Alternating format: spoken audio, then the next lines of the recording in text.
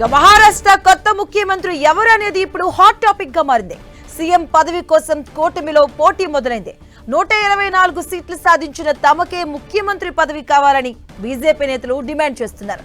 ఫడ్నవీస్ నివాసంలో బీజేపీ నేతలు సమావేశమై ఫడ్నవీస్ నే సీఎం చేయాలని బీజేపీ నేతలు డిమాండ్ చేస్తున్నారు. ఇక దీనిపై బీజేపీ నేత ప్రవీణ్ తారేకర్ ఓ అడుగు ముందుకేసి దేవేంద్ర ఫడ్నవీస్ మహారాష్ట్రకి సీఎం అవుతారంటూ జోష్యం చెప్పారు. అయితే ఏక్నాథ్ షిండే తీసుకునే నిర్ణయంపై తీవ్ర ఉత్కంఠ నెలకొంది. ఎన్నికల ప్రచారంలో షిండేనే సీఎం అభ్యర్థి అంటూ బీజేపీ నేతలు ప్రకటించారు. అందుకే ఆయననే మళ్లీ సీఎం అవుతారని షిండే శివసేన వర్గం నేతలు ఆశాభావాన్ని వ్యక్తం చేస్తున్నారు. ఎన్డీఏ కూటమి నేతలపై సమావేశమై ముఖ్యమంత్రి ఎవరు అనేది నిర్ణయం తీసుకుంటామన్నారు.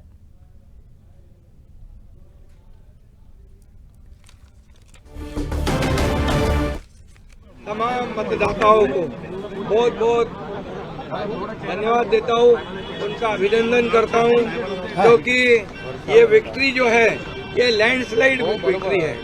ये मैंने कहा था कि महायुति को थम्पिंग मेजोरिटी मिलेगी और इसीलिए मैं तमाम मतदाता जो है, मेरी लाडली बहनाओं को मैं धन्यवाद देता हूँ, लाडले किसानों को मैं धन्यवाद देता हूँ और लाडले हमारे भाई हैं, लाडले सीनियर सिटीजन है, सभी वर्ग जो है सभी वर्ग को मैं धन्यवाद देता हूँ.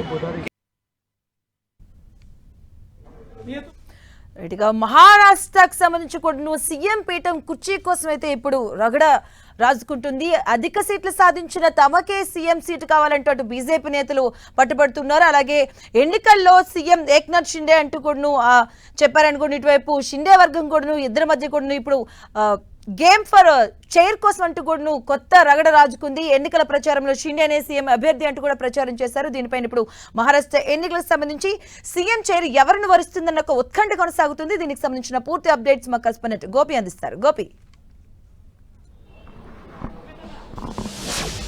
మహారాష్ట్రలో మహాయుతి ప్రభుత్వం ఏర్పాటు దిశగా ప్రస్తుతం రిజల్ట్స్ అనేవి వస్తున్నాయి. 215 స్థానాలకు పైగా మెజార్టీలో మహాయుతి కూటమి ముందంజలో కొనసాగుతోంది. సో మరో 2-3 గంటల్లో క్లియర్ ఫలితాలు వస్తాయి. అయితే ఇప్పుడు ప్రభుత్వ ఏర్పాటుకు సంబంధించి ముఖ్యమంత్రి ఎవరు, ప్రస్తుతం ఉన్న మహాయుతి ప్రభుత్వం పదవీ కాలం నవంబర్ 26 వరకు ఉంది. సో మరో 3 రోజుల్లోగా నూతన ప్రభుత్వ ఏర్పాటు పైన మహాయుతి కూటమి నిర్ణయం తీసుకోవాల్సి ఉంటుంది. ఇందులో భాగంగా బీజేపీ అధిష్టానమే తదుపరి ముఖ్యమంత్రి ఎవరు అన్నది నిర్ణయించబోతుందని చెప్పి బీజేపీ జాతీయ వర్గాల నుంచి మనకున్న సమాచారం. బీజేపీ జాతీయ స్థాయిలో బీజేపీ పార్లమెంటరీ బోర్డు బీజేపీ కేంద్ర కార్యాలయంలో ఈరోజు సాయంత్రం సమావేశం కాబోతోంది. సో ఈ రోజు రేపు ఈ 2 రోజుల్లోగా తదుపరి మహారాష్ట్ర ముఖ్యమంత్రి ఎవరు, ఉప ముఖ్యమంత్రి ఎవరు అన్నదానికి సంబంధించి స్పష్టత రాబోతోంది. ఇప్పుడు ప్రస్తుతం ఉన్న ప్రభుత్వంలో ఏక్నాథ్ షిండే ముఖ్యమంత్రిగా ఉన్నారు, దేవేంద్ర ఫడ్నవీస్ ఉప ముఖ్యమంత్రిగా ఉన్నారు, అజిత్ పవార్ ఉప ముఖ్యమంత్రిగా ఉన్నారు. సో ఇదే ఫార్ములాని కొనసాగిస్తారా లేక 120 స్థానాల పైగా ప్రస్తుతం బీజేపీ లీడ్స్ లో కొనసాగుతున్న పరిస్థితి కాబట్టి, సో సింగిల్ లార్జెస్ట్ పార్టీగా బీజేపీ ఉంది కాబట్టి, సో గతంలో ప్రభుత్వ ఏర్పాటుకి ఏక్నాథ్ షిండే మద్దతు ఇచ్చారు కాబట్టి ఆయన ముఖ్యమంత్రి చేసి గతంలో ముఖ్యమంత్రిగా పనిచేసిన దేవేంద్ర ఫడ్నవీస్ ఉప ముఖ్యమంత్రి అవడానికి కూడా సిద్దమయ్యారు. ప్రభుత్వాన్ని కొనసాగించారు. అజిత్ పవార్ వర్గాన్ని కూడా కలుపుకొని ఆ ప్రభుత్వాన్ని బలపరుచుకున్నారు కూడా. సో ఎక్కడా ప్రభుత్వం కూలిపోకుండా ముఖ్యంగా ఇటు అజిత్ పవార్ వర్గాన్ని కూడా ఎన్సీపీ నుంచి తీసుకుని మహాయుతి ప్రభుత్వాన్ని కొనసాగించడం జరిగింది. సో ఇప్పుడు ఎవరు ముఖ్యమంత్రి అవుతారు అన్న దానికి సంబంధించి బీజేపీ పార్లమెంటరీ బోర్డు సమావేశంలో నిర్ణయం జరుగుతుంది. ఈ రోజు సాయంత్రం ఫలితాలు పూర్తి స్థాయిలో వెల్లడైన తర్వాత ప్రధాని మోడీ, అమిత్ షా, రాజ్నాథ్ సింగ్, జేపీ నడ్డా అలాగే బీజేపీ పార్లమెంటరీ బోర్డు సభ్యులంతా కూడా బీజేపీ కేంద్ర కార్యాలయంలో సమావేశం అవుతారు. ఈ 2 రాష్ట్రాలకు సంబంధించిన అసెంబ్లీ ఎన్నికల ఫలితాలు, ఇటు లోక్సభ ఉప ఎన్నికలు అలాగే వివిధ రాష్ట్రాల్లో 15 రాష్ట్రాల్లో 48 అసెంబ్లీ సెగ్మెంట్స్ కి సంబంధించిన ఉప ఎన్నికల ఫలితాలను సమీక్షించడం జరుగుతుంది. సో నెక్స్ట్ మహారాష్ట్రలో ఎవరు ఉండాలి, ముఖ్యంగా మహారాష్ట్రలో స్థానిక నేతలు బీజేపీ నేతలు దేవేంద్ర ఫడ్నవీస్ ముఖ్యమంత్రి అని చెప్పి ఫ్లెక్సీలను ఏర్పాటు చేయడం జరిగింది. ఇటు ఏక్నాథ్ షిండే వర్గం ఏక్నాథ్ షిండేనే ముఖ్యమంత్రిగా ఉంటారని చెప్పారు ప్రచారంలో. సో దాన్నే కొనసాగించాలని చెప్పి వాళ్ళు డిమాండ్ చేస్తున్నారు. అజిత్ పవార్ వర్గం కూడా చాలా కీలకంగా ఈ ఎలక్షన్స్ లో మంచి పర్ఫార్మెన్స్ కనబరిచింది కాబట్టి, సో ఎవరికి ముఖ్యమంత్రి పదవి, ఎవరికి ఉప ముఖ్యమంత్రి పదవి అనేది ప్రధాని మోడీ, జేపీ నడ్డా, అమిత్ షా, రాజ్నాథ్ సింగ్ వీళ్ళు ఈ టాప్ లెవెల్స్ లో, నితిన్ గడ్కరీ ఈ టాప్ లెవెల్లో చర్చించి నిర్ణయం తీసుకునే అంశం. అలాగే ఆర్ఎస్ఎస్ కూడా చాలా కీలకం, క్షేత్రస్థాయిలో గ్రౌండ్ లెవెల్లో పనిచేసింది కాబట్టి సో వాళ్ళు ఏమనుకుంటున్నారన్న అభిప్రాయాన్ని కూడా తెలుసుకున్న తర్వాత ముఖ్యమంత్రి ఎవరనేది నిర్ణయించడం జరుగుతుంది. ప్రస్తుతం ఉన్న సమాచారం ప్రకారం ఏక్నాథ్ షిండేనే ముఖ్యమంత్రిగా కొనసాగించే అవకాశాలు ఉన్నాయని చెప్పి తెలుస్తుంది. ఎందుకంటే ఏక్నాథ్ షిండేని తొలగించి దేవేంద్ర ఫడ్నవీస్ ని కనుక ముఖ్యమంత్రిని చేస్తే మళ్లీ అక్కడున్న మహావికాస్ అగాడి ఇటు మరాఠాలను మోసం చేశారన్న ప్రచారాన్ని తెర మీదకి తీసుకొచ్చే అవకాశం ఉంటుంది. ఏక్నాథ్ షిండేని ఎలక్షన్స్ కోసం వాడుకున్నారన్న ప్రచారాన్ని తెర మీదకి తీసుకొచ్చి మహాయుతి కూటమిని విచ్ఛిన్నం చేసే అవకాశాలుంటాయన్న ఒక చర్చ కూడా నడుస్తున్న నేపథ్యంలో సో ఎవరినే లేదు సింగిల్ లార్జెస్ట్ పార్టీగా బీజేపీ వచ్చింది కాబట్టి బీజేపీకి అవకాశం ఇస్తూ ఇప్పటి వరకు గతంలో ముఖ్యమంత్రిగా పనిచేసిన వ్యక్తి తన కింద డిప్యూటీ సీఎంగా దేవేంద్ర ఫడ్నవీస్ పనిచేశారు కాబట్టి సో ఆ గౌరవాన్ని కూటమి ఐక్యతను కూటమి గౌరవాన్ని కాపాడుతూ ఇటు ఏక్నాథ్ షిండే డిప్యూటీ సీఎంగా ఉండేందుకు అంగీకరిస్తారు. సో ఆయన అభిప్రాయం కూడా తెలుసుకోవడం జరుగుతుంది. కూటమి నేతలంతా కూడా సమావేశమై చర్చించుకుని తదుపరి ముఖ్యమంత్రిగా ఎవరుండాలి, డిప్యూటీ సీఎం ఎవరుండాలి, అలాగే ఏ పార్టీ నుంచి ఎంతమందికి మంత్రి పదవులు కేబినెట్ లో మంత్రి పదవులు ఇవ్వాలి అన్న అంశానికి సంబంధించి చర్చించి నిర్ణయం తీసుకోవడం జరుగుతుంది. సో ఖచ్చితంగా 3 పార్టీలు కలిసే అక్కడ మహాయుతి కూటమిగా ప్రచారం జరిగింది.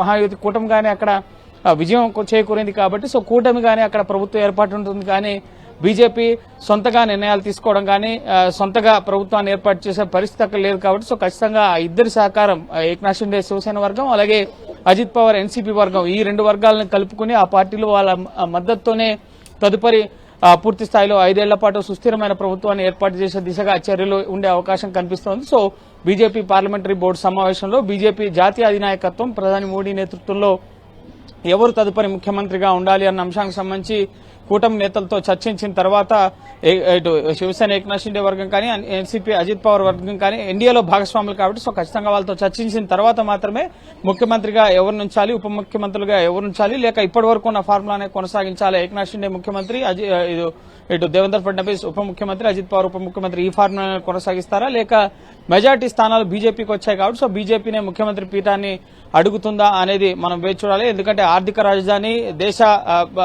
దేశంలో అతిపెద్ద రాష్ట్రాల్లో మహారాష్ట్ర కూడా ఒకటి. సో కీ స్టేట్ ఆర్ఎస్ఎస్ అక్కడ క్షేత్రస్థాయిలో ఉన్న పార్టీ. సో ఖచ్చితంగా కాబట్టి సో ఖచ్చితంగా ఎవరిని ముఖ్యమంత్రి చేయాలి అన్న దానికి సంబంధించి ఎటువంటి పొరపక్షాలు లేకుండా ఎవరి మధ్య విభేదాలు రాకుండా ఉండే విధంగా ఐక్యంగానే ప్రభుత్వ ఏర్పాటుకు సంబంధించి బీజేపీ చర్చలు కొనసాగించే అవకాశం ఉంది. ఈ రోజు సాయంత్రం 6:30-7 గంటల సమయంలో ప్రధాని మోడీ బీజేపీ కేంద్ర కార్యాలయానికి వచ్చే అవకాశం ఉంది. సో జార్ఖండ్ లో అనుకున్న ఆశించిన ఫలితాలు రాకపోయినప్పటికీ మంచి పర్ఫార్మెన్స్ కనబరిచిందని చెప్పి బీజేపీ నేతలు చెప్తున్నారు. 30 వరకు స్థానాలు బీజేపీ అలయన్స్డ్ ఎన్డీఏ అక్కడ లీడ్స్ లో కొనసాగుతున్న పరిస్థితి ఉంది. ఇటు మహారాష్ట్రలో మహాయుతి ఇప్పటి వరకు నా భూతో నా భవిష్యత్ అన్నట్లుగా ఫలితాలు వచ్చాయి. సో మహారాష్ట్ర ఓటర్లందరికీ కూడా కృతజ్ఞతలంటూ ఏక్నాథ్ షిండే ప్రజలకి కృతజ్ఞతలు తెలపడం జరిగింది. ఇటు కేంద్ర హోంమంత్రి అమిత్ షా కూడా ఏక్నాథ్ షిండేతో, అజిత్ పవార్ తో అలాగే దేవేంద్ర ఫడ్నవీస్ తో ముగ్గురుతో కూడా ఇప్పటికే మాట్లాడడం జరిగింది. ఎన్నికల ఫలితాలు అనుకున్న మెజార్టీ 200 మార్క్ దాటుతాయి అనుకున్నాం. సో ఆ విధంగా ఫలితాలు వచ్చి అందరికీ కంగ్రాచులేషన్స్ అని అమిత్ షా కూడా ఫోన్ చేసి అభినందనలు తెలపడం జరిగింది. సో నెక్స్ట్ ముఖ్యమంత్రి పీఠం అలాగే ప్రభుత్వ ఏర్పాటుపైనే తదుపరి మహాయుతి కూటమి ఫోకస్ అనేది ఉంది. జాతీయ అధిష్టానం కూడా ఈ రోజు సాయంత్రం లేదా రేపు ప్రభుత్వ ఏర్పాటుకు సంబంధించి అబ్జర్వర్లుగా ఢిల్లీ నుంచి 2 కేంద్ర మంత్రుల్ని ముంబై పంపడం జరుగుతుంది. అక్కడ మహాయుతి కూటమి శాసనసభ పక్ష సమావేశం జరుగుతుంది. ఇటు బీజేపీ నుంచి గెలిచిన ఎమ్మెల్యేలు, శివసేన ఏక్నాథ్ షిండే వర్గం నుంచి గెలిచిన ఎమ్మెల్యేలు అలాగే ఎన్సీపీ శరద్ పవార్ వర్గం నుంచి గెలిచిన ఎమ్మెల్యేలంతా కూడా కూర్చుని తమ నేతలు ఎవరు ముఖ్యమంత్రిగా ఎవరుంటారు, ఉప ముఖ్యమంత్రిగా ఎవరుంటారు అనేది నిర్ణయం తీసుకున్న తర్వాత ఆ సమాచారాన్ని జాతీయ అధిష్టానానికి ఇవ్వడం జరుగుతుంది. తదుపరి అధికారికంగా మహారాష్ట్ర ముఖ్యమంత్రి ఎవరు, ఉప ముఖ్యమంత్రులు ఎవరు అనేది బీజేపీ అధిష్టానమే ప్రకటించడం జరుగుతుంది. Thank you Gopi.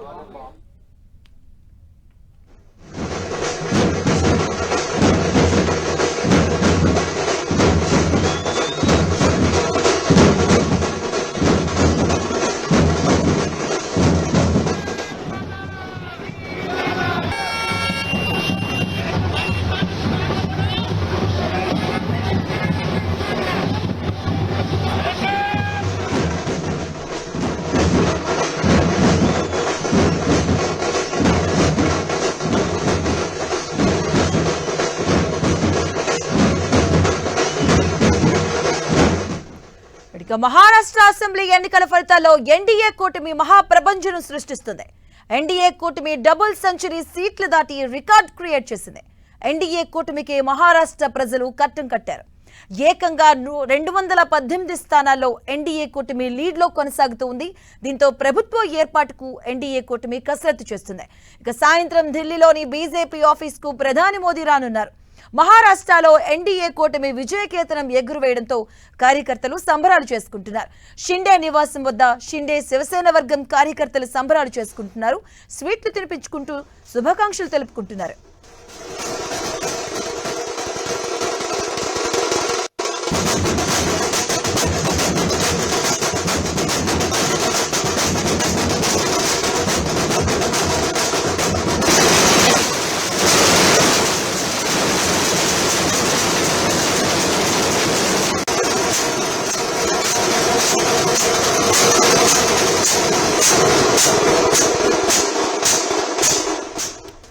శరద్ పవార్, ఉద్ధవ్ ఠాక్రే వర్గం బిగ్ షాక్ ఇచ్చారు.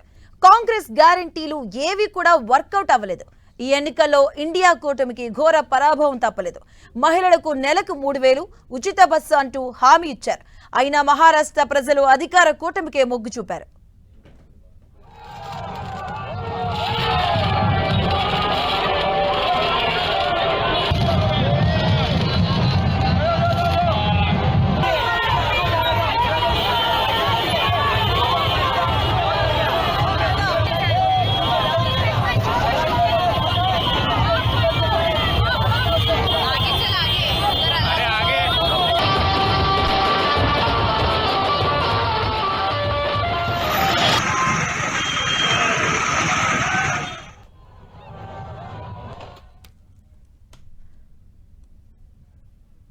కాంగ్రెస్ గ్యారంటీలు మహారాష్ట్రలో 1% కూడా పనిచేయలేదు.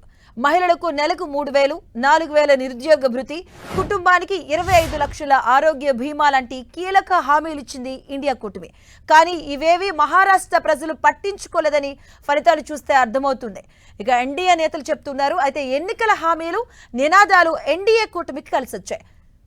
లాడ్లీ బెహానా యోజన పథకం, అలాగే మహిళలకు నెలకు 2,100 ఆర్థిక సహాయం హామీలు ఎన్డీఏ కూటమికి ప్లస్ అయ్యాయి. కులగణనను వ్యతిరేకిస్తూ మోదీ ఏక్ తో సేఫ్ హై నినాదంపై ఈ ఎన్నికల్లో వర్కౌట్ అయింది. ఇక ఓబీసీలు, ఆదివాసీలను విభజిస్తే నష్టమంటూ చేసిన ప్రచారం ప్రజల్లోకి బాగా వెళ్ళింది. మహారాష్ట్ర ఎన్నికల్లో మహిళా ఓటర్లు, మరాఠీలు, ఓబీసీలు, కులాల ప్రభావం ఎక్కువగా ఉందని తెలుస్తుంది. ఎన్డీఏ కూటమి హామీ ఇచ్చిన ఉచిత పథకాలు కూడా ఈ ఎన్నికల్లో తీవ్ర ప్రభావం చూపినట్లుగా అర్థమవుతుంది. దీంతో 50% పైగా ఓట్లను సాధించింది ఎన్డీఏ కూటమి.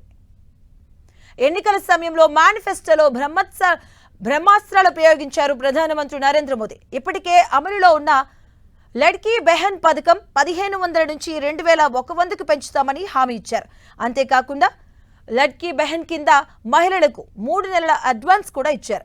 ఇక వృద్ధాప్య పెన్షన్ 1,500 నుంచి 2,100కి పెంచుతామన్నారు. దేశంలో ఎక్కడా లేని విధంగా మహారాష్ట్రలో వ్యవసాయ రుణాలు మాఫీ చేస్తామని హామీ ఇచ్చింది బీజేపీ కూటమి. అలాగే రైతులకు షెట్కారీ సన్మాన్ యోజన కింద ఏటా 15,000 ఇస్తామని చెప్పింది. ఎంఎస్పీపై 20% సబ్సిడీతో పాటు విద్యార్థులకు 25 లక్షల ఉద్యోగాలు, అలాగే 10 లక్షల మంది విద్యార్థులకు నెలకు 10,000 చొప్పున ఇస్తామని హామీ ఇచ్చింది. ఇవన్నీ కలిసొచ్చి మహారాష్ట్ర ప్రజలు ఎన్డీఏ కూటమికి పట్టం కట్టారు.